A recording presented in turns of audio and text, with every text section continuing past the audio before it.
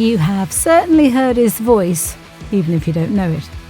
Across his 38-year career, he's voiced and or acted in video games, cartoons, commercials, promos, radio comedy shows, and the memorable Pipkins.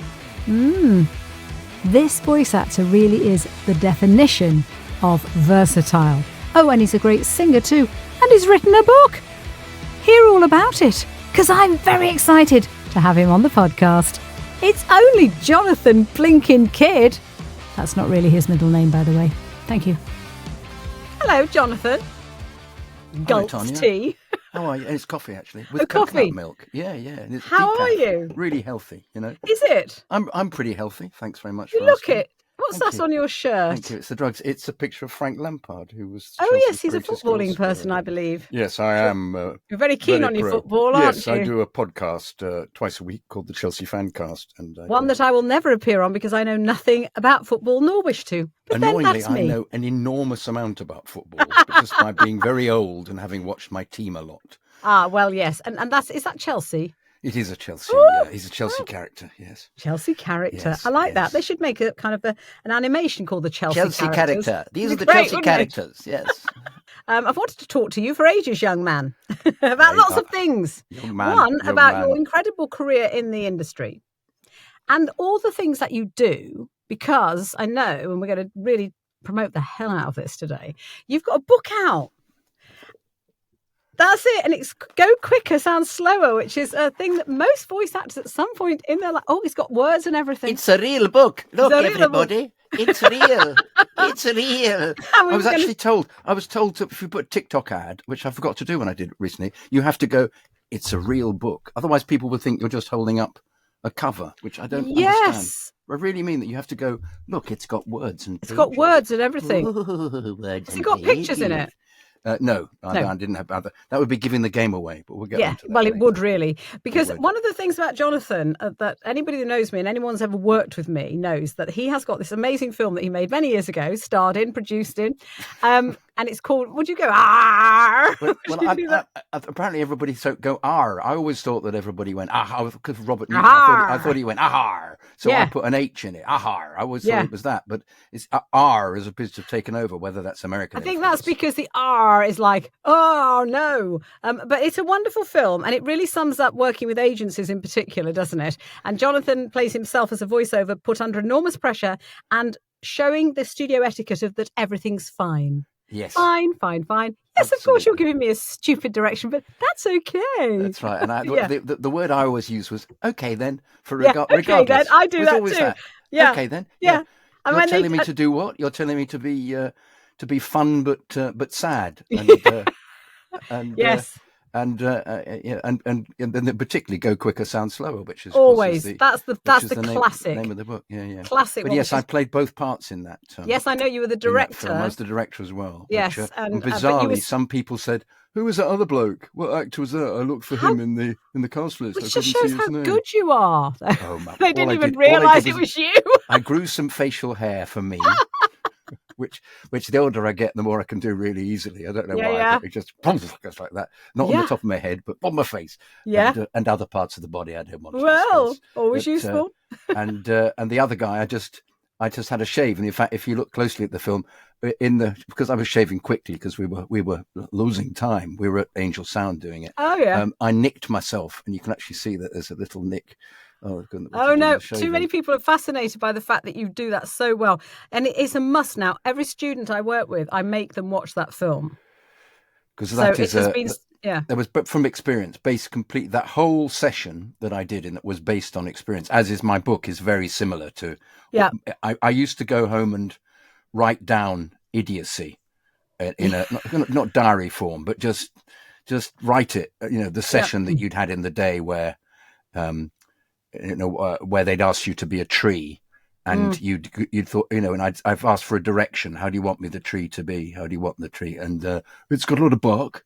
It's got big leaves. It's in summer. As if somehow these directions are relevant to you as an actor, and you're thinking, what voice have I got that I could use to be it? You're not thinking not taking these directions in at all. You're just thinking, I Shit. could use a Cockney be tree, thinking. or it could could be a northern tree, or I could use a northern voice, or could it be a bit like that? Could use a Brummie tree, but it couldn't, perhaps not a Brummie, perhaps not. No, not for They summer. don't want, and then so you try, not for the summer, absolutely. So you try something, you'd say, hello, it was a kid's thing, I remember. Hello, children, my name is Tree. Really something very intelligent. My name is Tree.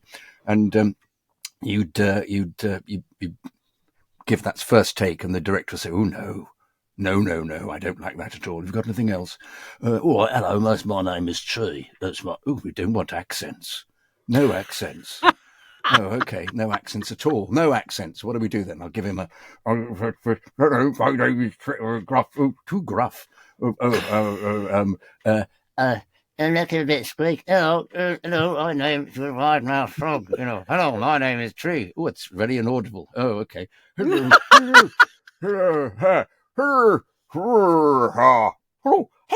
my name is Tree. Oh, no, don't want falsetto. No high pitched. Oh, okay. Okay. Let me give you some more clues. It's got very deep roots. Oh, really? Oh, that's intriguing. Thank you very much. Roots. Good. Okay, then. The words. Okay, then. Very deep roots. Make notes, thinking, really don't need to make these notes because I'm paying no attention to them whatsoever. What other acts? What other can we do? Go around in a circle here. Bark trees. Hello there. Oh, I like that. I'm just doing my own voice, but just slightly heightened. Yeah. Hello there, slightly with the eyebrows up. Hello there, I'm a tree. Oh, I love that one. Hang on a moment, though. Can we just listen to them all? And you go back to the very first one. Take one, very first. Take one. There's our tree. Welcome. And it's take one. And you just think, crazy. Yeah, okay, what a crazy world this is. But it is, and it is a silly way to make a living in some ways, and can be fun.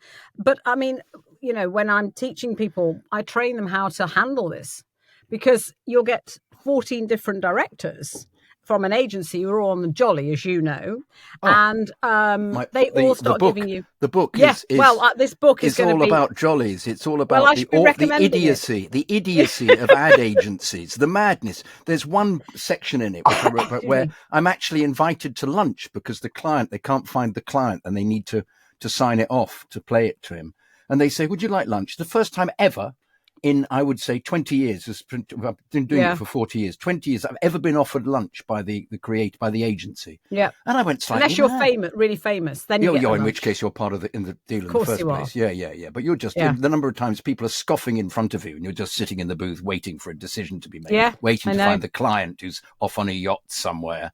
And then they play it down the line to the client. And through holding the phone up to the speaker, and he's speaking like that because he really is on a yacht. Yeah. That sounds great. You think, how can he possibly hear it? He's on a yacht. Yeah. No, could he be a bit more light and shade in it? Can he do that? Well, we've discovered if he does more light and shade, it's going to go a bit over. Actually, he could go quicker, sound slower, couldn't he? We could do that. And of course, you do it. You go quicker. And you sound slower because you've taken all the light and shade off it and it becomes absolutely flat. And then some git in the studio, some arse says, right, that's great. Can you put some light and shade into it now, then? I know. Do you know, it's one of those things. It's like, you are the most important thing on this. Well, the writing, yes, is great. And the client's product, great. But then it's the voice actor. And so often, especially in the Soho studios, unless you're super famous, you go there and you are a gob on a stick. You are the talent, and basically you sit there, and it's true, and of course that whole thing with Stephen Toast and the "Can you hear me?" and they keep turning the talk back off and talking about you, which is very disconcerting. I think when you're a young voice actor, not very experienced, that's really disconcerting, and you can feel your palms starting to sweat. I was once in a session for an hour for doing a session for a big agency for a commercial for a well-known chemist. Let's call them Shoes. And with laces, yes, I know what you mean. Yes, we call them Shoes. Yeah. And I had to say, blah, blah, blah, blah, blah, offer at Shoes. Oh, I don't like the way she's saying at Shoes. Right. Okay. At Shoes. At Shoes. What can I do with this? And then I do my classic thing, which is like, I don't feel I'm giving you what you want. Could you tell me exactly what it is you'd like me to sound like? Because I want to copy you, thinking you do. Because that's the other thing when we get people telling us how to say it, and they're crap, aren't they? And we're going, well, I can sound that crap if you want me to. And then the guy said, at shoes. At shoes. Oh, you didn't say that. No, he didn't say that. At shoes. And I went, thinking, that's what I've just said. And what? But you can't go, listen, dick. I've just said that. But the thing is, I don't know if you ever. I used to work with actresses who would do that, who would get really annoyed. Oh, can't do it, and you can't do it. But then they wouldn't work very much. No, unless they're super But the famous. thing is, they were absolutely they were very well known. Yeah. Oh well, they'll get away with it. Yeah, they got away. Well, no, in one instance, I got by association. I was told by the producer that she would never employ me again. I'd done nothing. I'd just been in the pair. He said, I'm not going to ever use either of you again. And I'd said absolutely nothing at all. I just sat there slightly sinking below the level of the pane of glass, Oh, it's mortifying. One of the things often when I worked with actors and this is not a knock at actors, but, actors that don't realise that voice acting is a different skill. And I'd work with actors that were quite famous, TV actors and stuff. And we'd have a double header script, which if you don't know what that is, it's when you have two people on the script and conversational. And they would, as soon as they started, I'd think, this is the 30-second script. I might as well not carry on speaking, really, because you've taken so long thinking about what kind of kitchen you're in or whatever it was. And they've not a clue. But what happened was the client would frequently tolerate their slowness and not give you're them made to feel bad. any criticism because they're them and they didn't want to be seen to be in their bad books. They didn't want to do it. So the number of times they would drawl, particularly if I was just doing the end line or the T's and C's, the terms and conditions at the end, I would have to, put on the go faster stripes and fit something in ludicrously quickly because the star name had wandered through the script and nobody said anything. And on a couple of occasions, I worked with some actors who I would say to them if there was a moment where they picked off, forgive me saying this. I just wondered, is it possible you could do a take where you could speed up? Occasionally, I do it in front of the whole studio. You could speed up a bit because then I've got a bit more time for the end. And it depend how accessible they were. They'd go, possibly looking you up and down slightly, but they go, yeah, okay, But I always have a card to play in that instance because they knew that my dad was a very well-known actor. Yes, he was, Sam Kydd. So Sam Kydd, he'd made over 290 films, more than any other British actor. Many of them I watched throughout my childhood, every Saturday or Sunday afternoon. And then you played Spot Sam Kydd to see if he was in the film. Yeah, exactly. But with that, because of that, I had a kind of status, bizarrely. So I could get away, actually, by speaking to somebody who was well-known and say to them, look, can you just speed up a little bit, please? Because then I've got a bit more time for that. I wouldn't ever be critical of them. I just say, no. Can you do it because I can then fit a bit more in? They go, oh, okay. Because somehow my clout was such. And I found that particularly when I started acting that and also my dad knew some of the stars. I'd been big mates with some of the stars. I did 3 episodes of Minder when I started, and Dennis Waterman had worked with my dad before and was very friendly. But George Cole was a big mate. They'd done several films together. So there was a kind of lovely feeling towards me when I appeared, and particularly when I'm as you can hear, everybody, I'm not a Cockney, but was anybody a real Cockney in those days? Everybody wanted me to be a Cockney when I first started because my dad had played Cockneys. Bizarrely, he wasn't a Cockney either. No, I know. And he was, but he was actually from Belfast, and all his family spoke like that. It was really interesting. All of it. His mother had a little voice like that. She was really lovely. Like that. But there's a wonderful thing as well. Is the posh accent, the posh Belfast accent, which is very sort of like that as my uncle had, very like that. Oh gosh, all the time. Oh, how fascinating! He was the most critical man about my father. He was just constantly getting at my father for not having a proper job. Would you believe? And he was even when he was a household name. Yeah, anyway, getting back to it. Yes. In fact, I've written 2 books about him. I'm writing a 3rd at the moment. Good. But thank you. First one's called Be a Good Boy, Sam, on Amazon. Really good read. I bet myself. It is. No, I don't say because I wrote it. Because but I bet it is because you wrote it. I didn't know he wrote autobiography that wasn't very good, and I've written around it. Anyway, we're getting off the subject here. We are. I've mentioned somebody, Paul Eddington. Right. Paul yes. Eddington, Yes. Great worked actor. with him. Sat next to me. He said to me, "I've never done one of these before. Can you help me?" Oh, And I that's said, so sweet. and though. I said, "Yes, of course I can help you." And they said, Paul, I just wondered whether it would be possible for you. Could you play somebody from Harrogate? Could you do that? Possibly do that in this ad? And he went and his leg went next to me. His leg started shaking. And I thought, why aren't they using him just to be Paul Eddington? Yeah. Yeah. But no, they got him so and he began to shake, got it all wrong. Everything was wrong. Oh. And I actually said, excuse me, would it be possible for Paul just to be Paul? Because, and we can swap characters even, and I'll play the one that you want to be the northern voice. one. And he can do it. And they went, that's a terribly good idea. Let's have a go at that. And we did, and reversed it. But so you'd get that bizarre kind of situation. But he similarly had worked with my dad. They'd been in Robin Hood together in the 50s. Right. And then he said, so there was always a kind of, particularly with when I first started, I'd have this, there was a way in. I don't mean that aided me to do voices, because you're chosen and you turn up and you've got no idea who you're working with. But it sort of oiled the wheels for me a bit. I could always find if you were with somebody like that. But I've got in my book, there are various stars in it whose names I have changed to protect the innocent. Yes. Who behave like complete idiots. Oh, I know, and it's the arrogance of it. You see, I always think my whole philosophy in life is, if you're a really great talent, let's call it, say, voice acting, and you're a really nice person, bonus. But if you're a really great talent, but you're a bit of a dick, I'm not going to not recommend you. Do you know what I mean? If you're good, because actually you don't have to be nice to be good, but it is better for us to be nice. And when you're a kind of jobbing voice actor like I am, and you know, like you are, although obviously you do, you know, you do have this very theatrical background, which you, as you say, did come in handy occasionally. You've just got to shut up, say the right things, do what you're told. And I mean, people play me that William Shatner thing, that famous thing. Have you ever heard the recording of William Shatner? Yeah, and they say, have you ever done that? I said, do you think I'd work in this industry if I talked to somebody like William Shatner did? No.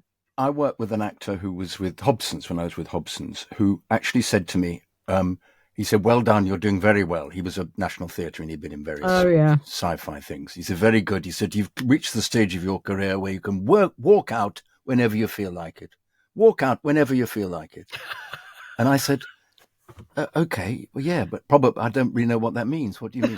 He said, well, if you don't like the script or you don't like what's going on, you just say, sorry, this is not for me. And you walk out. He said, I do that a lot. I said, are you working much at the moment? He said, no. I said, well. I once did a session with a very famous actor from the Northeast, and I was told in advance by the people who'd booked me, whatever you do, you must not mention the TV show that he's famous for. He doesn't like it. Okay, I won't do that then.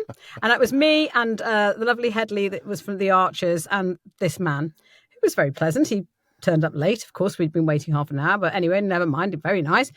And we stood there, and you could feel this kind of anxiety coming off him a bit, thinking, what's it? And in the end, he brought it up. And then I'm looking at the director like thinking, we've been told not to say a word. And he clearly has been quite offended by the fact that we've not said anything. Nobody has brought it up. Yeah.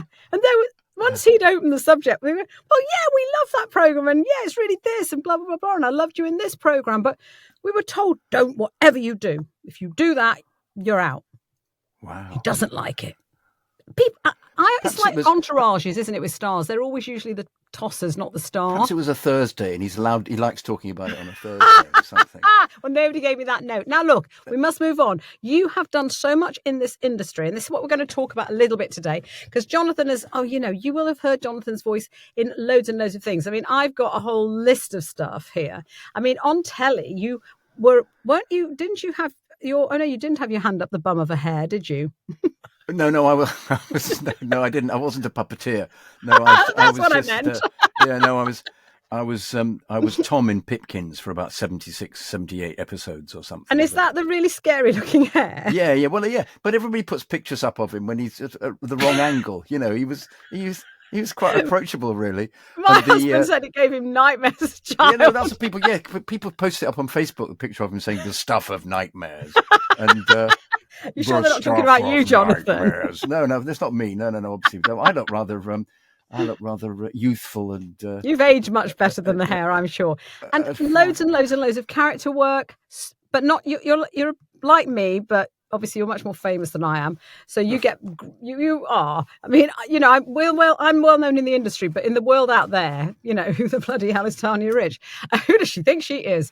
I don't even think anybody particularly knows who I am. I mean, I'm known in different areas. I'm known. Well, exactly. But also it's so ephemeral. It just sort of ticks on. There are other people coming in and push you out, and I'm particularly we're talking about this pre-show, which was in the green room. In the green, because since everything has been pushed much towards doing everything from home, the dynamic has changed completely. I mean, particularly with auditions, I find it very difficult to look at a character. You're sent the description of what the character's about, particularly for video games. I've done about 70 video games. Right. I played, actually that's more, I'm being ridiculous. I've probably done 100. I can't remember. It's a terrible thing, but I just didn't bother to write them down very much. No. And then can't remember. And then I found something looking back at some emails, and there was something about somebody said, you were in Battlefront 2, weren't you? I've got no consent. Of course I was, apparently. I've no memory of what I was in Fable. I was in, people said, oh my God. I went to a film convention recently because I'm trying to make a documentary about my father. So I'm making a big feature length film. I was just after I wanted to see if I could meet my cameraman.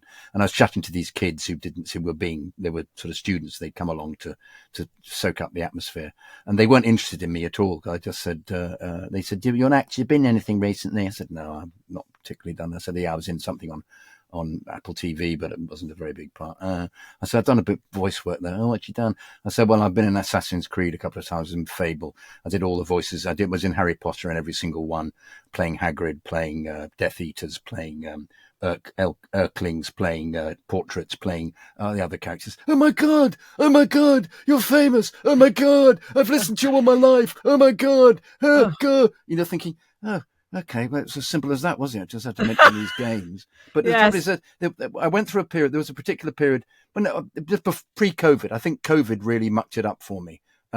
Because you were going into studios. I really like interacting with people in studios, with the client. You come up with other things. I find auditioning just down the line for something when you see a picture, this is going back to what I was saying, and a little description of the character. I've got no clue. And I in a studio with somebody, you can say, once again, I've got an angle on this. Do you want, I can do this, I can do that, I can do that. I find if I do 7 different takes of something, I feel I'm overdoing it and they're not going to listen to it. They listen to the first one. If I do, and also the other thing is sometimes you hear the character you've been up to, somebody from the same agency has got it, and they've got an absolutely a voice you would never associate with the character at all. I mean, there's so many things there. If we just break that down, first of all, when you get the sides through in the description, and talk about, like we've talked about, contradict direction in a script for a commercial. She's feisty, but she's shy. She's ethereal, but she's earthy. How am I going to do that? And then I see a picture of this. It's always a warrior there's always a warrior. Yes. Always armour involved. And a sword. There's always a bit of armour. Yeah. Or she's a mystic witch. And then they'll say things like, she's really old. She's 50. Okay. And then she's wise. And then this is the best. They send you voice characters to try. So they'll say, and the ones that I normally get are and they don't like, Kate, can you sound like Helen Mirren, Judi Dench? No, because I am not that age group in my voice. And I'm not Helen Mirren. Or can you sound like Kate Blanchett? Or it's this. And it's always the same people. Or they send me people that are completely different ethnic background to me, or American, or whatever. And I'm like, no. And then I do what they ask me for, and I give them. And the other thing is, if as I was in a studio being directed by somebody, I would go, let's try it this way, or they'd say, could you try that? And that's how you get parts. That's how I win parts, and I know always, you do. Yeah, it's how I used to do it. But now it's like 2 takes. That's all you're allowed. So you're doing what you think you should, and then they think, and then I often say, well, think outside the box. And sometimes I've just done the most ridiculous audition, like she's strong, but she's this. And I've just gone, come over here, sit down. Oh, we love that. Thinking, really? Oh, okay, then. That was easy. But other times you think, well, I've done exactly what you've asked. I've tried to get every characteristic. I've looked at the body position. I'm standing it from an arm. And I haven't got it. And then I hear it, as you say, and you think, well, really, that person that got that part is as wooden as the trees in the forest. No, they wouldn't. For frequently, you can't hear what they're saying either. And it's no, it's the narrator. You think it's the narrator. You think, I'm sorry, I don't. We live in a world now where I keep thinking, no, you're the main character in this. You're the person that we need to understand. You're telling us what's happening. You're linking everything. It needs to be clear. Clarity. I went into the profession thinking it was all about clarity, and I was constantly told we need to hear the product, hit the product, and really S hit the on product. The end and also many instances. You're talking about, you were saying about people reading things for you. What I hated in sessions was when a producer would say, I want it like this, and they would read it all the way through the whole thing, the 30 seconds, everything in a terrible, ridiculous voice. Have you ever copied them back? I did it once. Yes, I did once. And I really, but no, I learned never to do that again. It's when I first started, because the bloke actually said, and I'm allowed to swear on this program? Of course you are. He said, for fuck's sake, threw his script down and left. Because I did that. And I thought, I must never do this again, because I want to keep working. Yeah, and we have to take control, don't we? Well, I don't know if you can. I don't know if you ever can. Listen, can I read you a bit from the script of my book about doing a voice? You can, and then I want to talk to about what is going on in our industry, about why amazing voice actors are not getting work, and there are some people perhaps that aren't as good getting work, and what the hell is going on in our industry? This particular what is the area that you have chosen to read to me? It's a video game. Yes, it's a video game area, and you sound as if you're auditioning me. And, what have you chosen? It's something that I've done earlier, and it's on page 173 in your books, children, and it clearly isn't, because this is not. Anyway, I'll just do the music moving on swiftly hold. on. This is making good. This is. Oh, you found it now? No, I haven't actually. This is good. Can you just read another bit then, because time is ticking. Another bit. Yeah, no, that's the agent 173. I made a note of it. I'm really prepared. Here we are. 164. 164. This is it. Yes. Nothing like 173. Here we are. Nothing like 173. Here we are. Video game, playing a Viking axeman troll at Swade. Nice. He's like he's like that. He's like a sort of Arnold Schwarzenegger without the German accent. Massively muscular, massive weaponry, massive. He's a Norwegian with a serrated axe, said the producer, an Oz girl with a butterfly tattoo on her ankle and black lace gloves. Mm-hmm. Okay. And then we'd like you to play his Scottish victims, though the Viking dies as well, so we'll have some of that, yes? So I do the statements, e.g., you will die soon, horribly. Stand still, it will be quicker. You puny Scottish fool, you're wearing a skirt or therefore a girl. Ha, ha, ha, ha. In my deep, slightly accented, growly Scandinavian voice. And then do the fisticuffs and sword wielding. Yeah.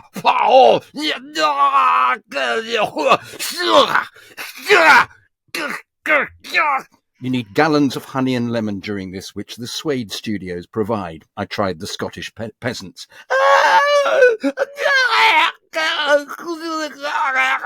Yes, not bad. Could you put some Scots into their screaming? Asked Ozzy. They are Scottish. Now, this is hard to do. I mean, screaming is screaming, isn't it? Unless you go, och, ah, or muck. It's unlikely to be terrifically accented, is it? But I knew what she meant, so gave it a kind of Highland lilt. With Scots running away and being beheaded, and then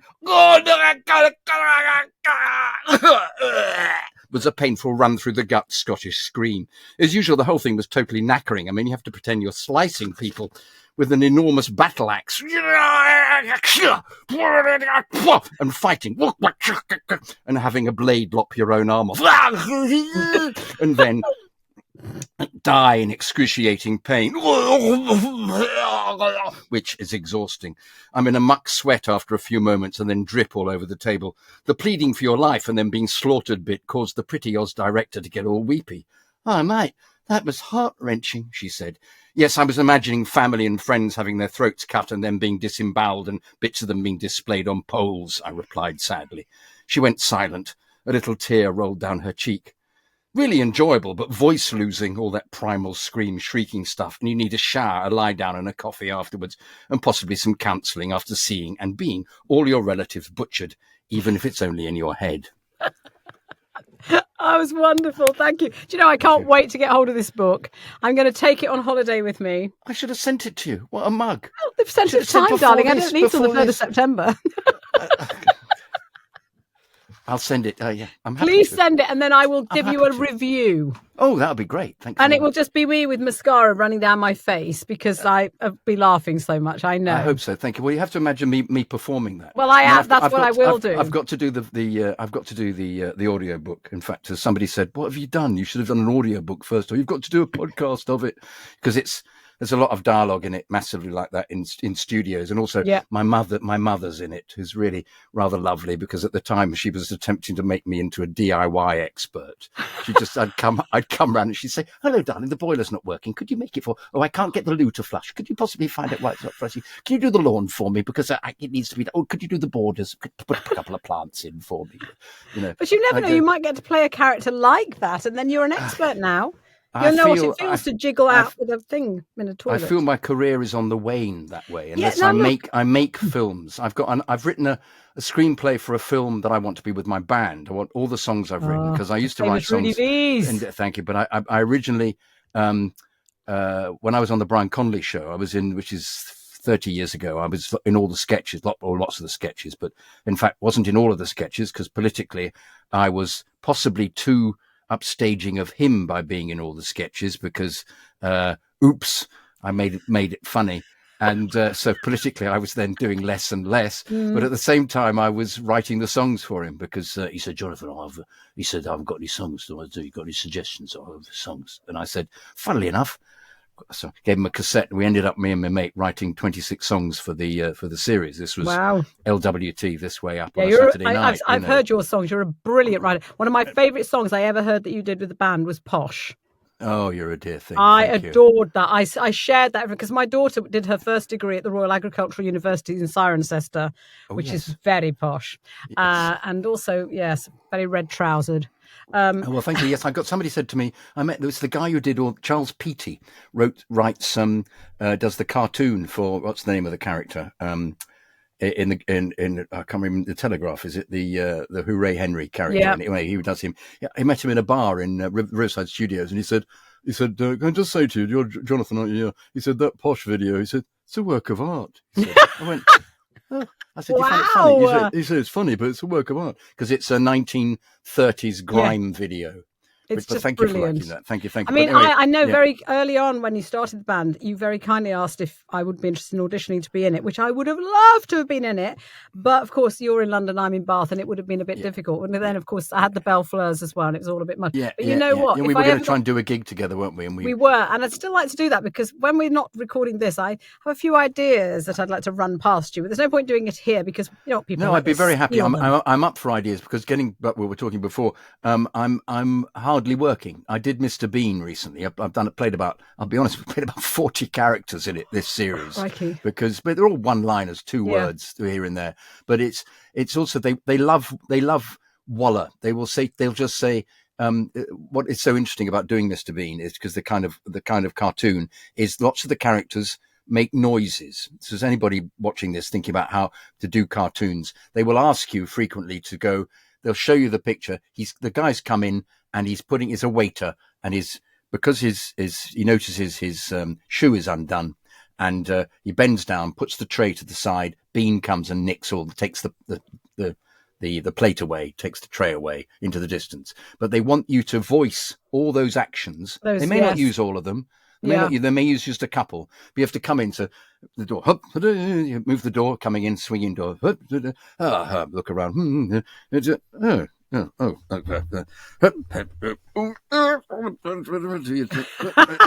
You see, you make this sound so easy, but Jonathan, in the wrong, I don't know if it was larynx, but the wrong pair of hands, so to speak, that would just be terrible because most people don't know how to. You've just made something that's actually quite difficult sound like it's the easiest thing in the world, and that's the problem you see with us pros. We make it sound too easy. That's why everyone thinks they can do it. Yes. It's not something I've never thought I could practice it. It was just something. I have to say, I have a terrible admission to make. I've never had a class in my life or anything. I've just been able learned to on the job, and people say to me, "What warm-up exercises do you do?" I remember once doing a voiceover with an actress, and she disappeared. And she looked at the script and she said, "Oh, never seen it before." Disappeared, went into the corridor just outside, and started reading the script to herself and going. The agency thought she was an idiot. But the agency wouldn't tolerate it. The agency are there. But this is an era, once again, when you're in the studio and they book the studio and they want you to do it in 2 takes. They want it done as quickly as possible because they've got to mix it and they want to have lunch and they want to have a jolly. They don't want to sit around for ages with it. They don't want one of the artists leaving the room and going, getting into their head and doing vocal exercises. They don't want that. If you are doing the vocal exercises, do them, in the loo before you've come in or something. Exactly. But even then, and also why? But the trouble is this is an environment that doesn't exist anymore. This is the trouble. This is why I'm slightly a dinosaur. I mean, I've done about 20,000 voiceovers, but that I'm always putting a finite end to it because I can't see why people would want to use me. I've been taken off the list at Discovery for being too articulate. For a Discovery, where people need to hear what you're talking about. Indeed. What they mean, though, is I sound a bit too posh for them. I'm not posh. You're not posh. And you can flatten your vowels. And you flatten it down. You said, I can do it like that if you want me to. Absolutely, that's right. Yeah, exactly. But it's clearly been but it also then gets associated with certain agencies, and it gets associated with the way that agencies treat the bookers. That you start getting involved in very political things as well. It's got, in the end, it's not to do with you. It's to do with an environment. Also, it's that terrible thing if I was always very aware of this. If you weren't available for a job, you lost the job. You lost all the connections involved with the job. Yeah, so which is you try to be available all the time for every job, to do every job where possible. Don't say to them, I'm on holiday that week. Don't say that. Ever, because the agent will have to say, they can't do that. Or the agent must never say, booked a holiday. Just say, I'm sorry, he's not available. He's doing something. Exactly. It's like saying, not telling somebody you're on the loo and they phone. Yeah. You're always just doing something. I mean, the thing is, it's very true what you say. It's very interesting to me to hear you say this because, I have a motto and it's nobody cares, work harder. Yeah. And it's true. Yeah, nobody cares. And somebody said to me the other day, they'd gone into a session and the other voice, it was in a studio, and the other voice couldn't read the script properly and they kept tripping over it. And they were getting quite irritated. And they said, and I said, well, yeah, I would have got irritated. And they said, yeah, but, maybe they had a reading problem. I said, that's fine. Ben, if they've got a reading problem, they need to learn to use dyslexia, because there are dyslexic voiceovers and they work perfectly well by using like a yellow film or whatever. I said, but actually, if you're putting yourself out there as a voice actor, reading's quite important. Or, and then making it sound like you're not reading. I said, so really, I would have got irritated too, because I have no problems with people having anything that they can't do easily, but you don't put yourself up for it. I'm dyspraxic. I'm not going to be cutting anyone's leg off soon. Nobody gives me a saw. That also reminds me of another story in my book where the client has brought in the real person to do the job, to play the mechanic. There's a mechanic in it. So you're doing the voices around him, and he's supposed to say, yeah, you can get this, the car will be ready on Thursday, miss. And he's got one line or something like that. And he is freaked out by the experience of coming into a studio, has no idea, holds the script up to this mic, bangs the mic. In front of the mic. The script in front, holds it, shakes. Yes. And it will be ready, miss. Oh, it will be. Sorry about this. Can I have a glass of water?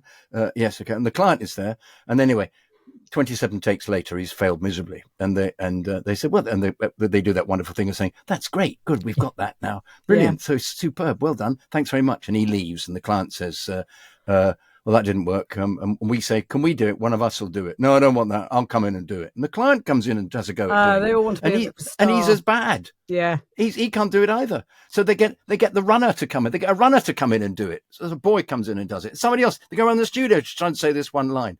And in the end, they end up with, we come back the following day and they've got a proper actor to come in and do it. But you just think, what was that? I could have done that line. Yeah. Why didn't they get us to do it? Yeah.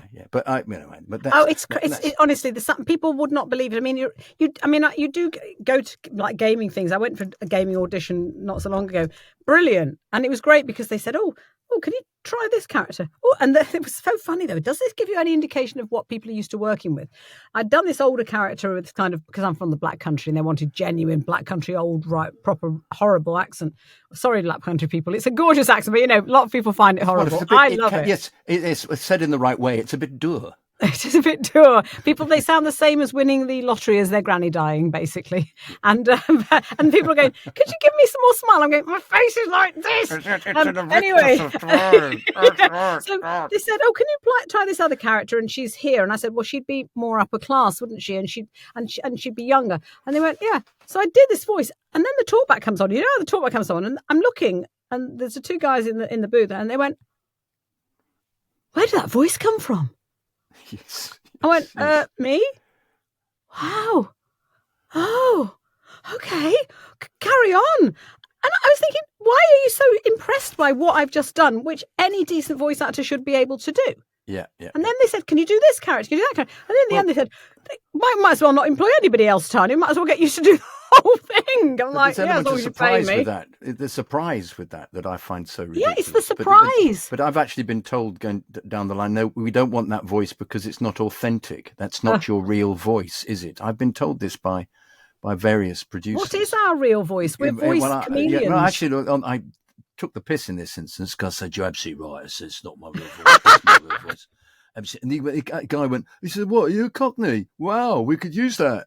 You're a Cockney. I said, no, funny enough, I'm not a Cockney. This is just a voice I'm doing because I can do it. And you've been taken in by it. But nevertheless, all right, it was just, whatever. It's so bizarre. And I get things because I'm from the West Midlands. And then I get companies in London going, Tanya, we want you because you're from the Midlands. Here are 10 scripts. And I go, yippee. And then I look at it, Derby, Leicester. And I'll go, that's the East Midlands? Yeah, but it's just the Midlands, isn't it? No, it's very different. And I'm not going to do that job. I'm going to pass. But I can find you a voice actor that can do it, that I can trust. And they can't understand it. And I've always been very honest. Have you been honest and say, no, that's not in my remit. There's certain things I just can't do. I can't sound like Judi Dench, for example. Yes. And why should I? She can do a bloody good job on her own. Shouldn't need me. Well, there was a period where, back in the past, where there was a certain voice actor who put a whole list of all the characters he could do and was sued as a consequence. Oh, yes, I remember that. That was This was pre the dispute that occurred. Oh yes, I remember the dispute very, very well. Yes, indeed. Yes, it was happy times. So I just wanted to ask you. We know the business has changed, and of course it has to change. But basically, it is annoying for me. When everything did change and we got studios, because I was on the road, I was one of those voices, one of 4 female voices, I believe, that travelled all over the country at that time, not just a Soho crew. So I'd start off on a Monday and come all the way through the country, working in radio stations and never know what was going on, and production houses with scripts. So you had to be the granny, the grandpa, the baby, the drill. And now I find that they don't cast. There's a particular radio station group who I used to do a lot of work for, and now I'm not on their list. And I listened to one of their station outputs. I was in my doctor's waiting room, and every voice sounded the same. Like every voice. I thought, is this supposed to be 4 different female voices? Because they've got the same timbre, they're doing the same intonation. It's either da da da da da da da da or da da da da. I was like, are they working in a tannoy? Or there's that one they've got as well, that kind of angle on. And they've got the stress in the wrong place. Oh, they have. But have you noticed that there's this American thing where they hit the verbs more? Yep. Americans hit verbs and not the objects. Yep. So they say, rather we'd go, oh, no, I don't want that. They go, oh, no, I don't want that. Yeah, exactly. Well, when I teach Americans... we're talking about something. It's very... I actually think there's something mental going on there because it makes you very aggressive. If you're hitting the verb all the time, you just wonder whether that makes them... Yeah, I mean, I don't know. There's an amazing American voice coach that we've worked with occasionally called Mark Langley. And he does this whole thing about the cross of America with the different accents and where the accents came from and where the stresses come from and how it's so different from the things we do. They put the stress on the second, like we would say Bel Air House. They would say Bel Air House.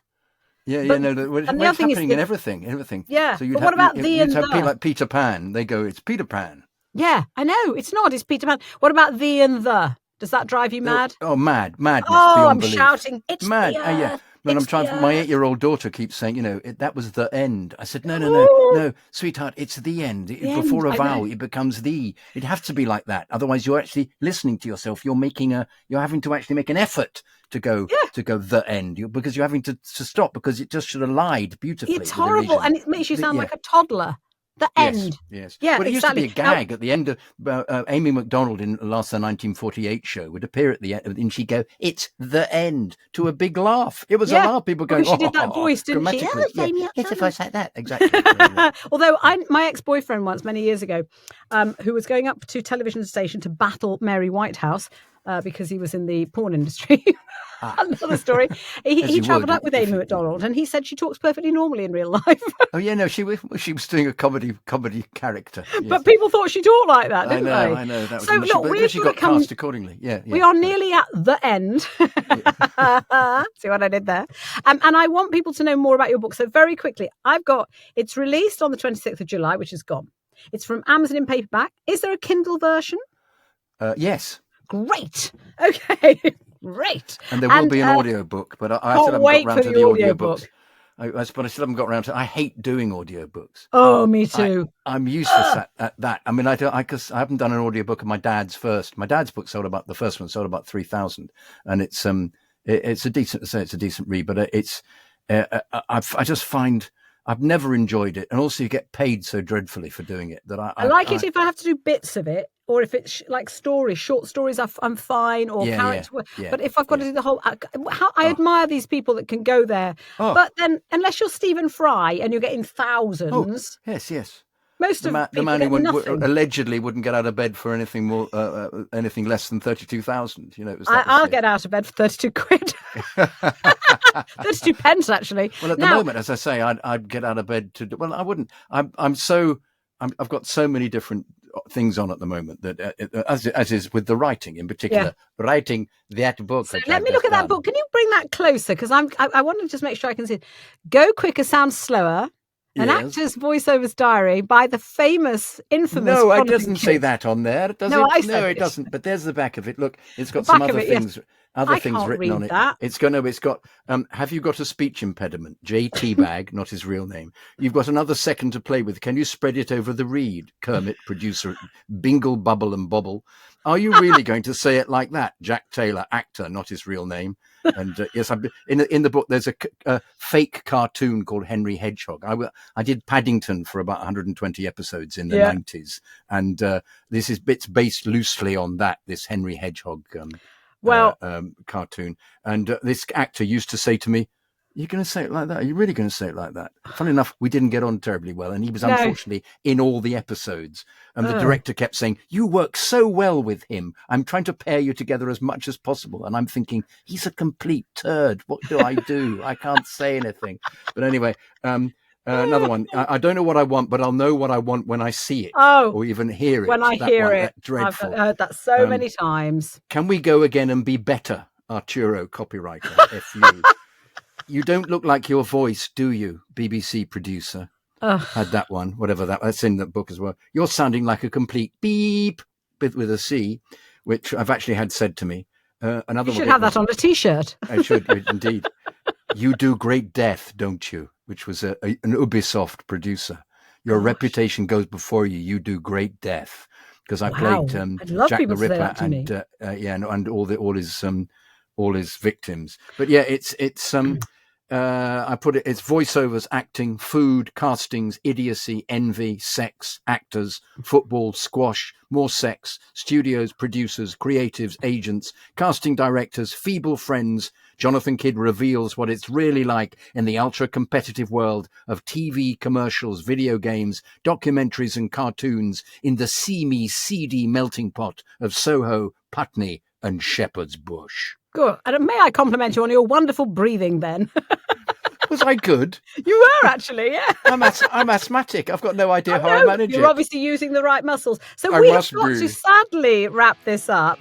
Jonathan, you've been an utterly delightful guest. Thank you so much for talking to me. Thank you. You've been a fantastic interviewer. Thank you, have I?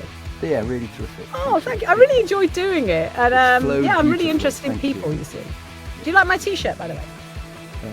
It's me with my tits. Do you like my T-shirt? Yeah, I love it. Jonathan Kydd, I can't wait to read your book, and I know my students and friends are going to want to read it too.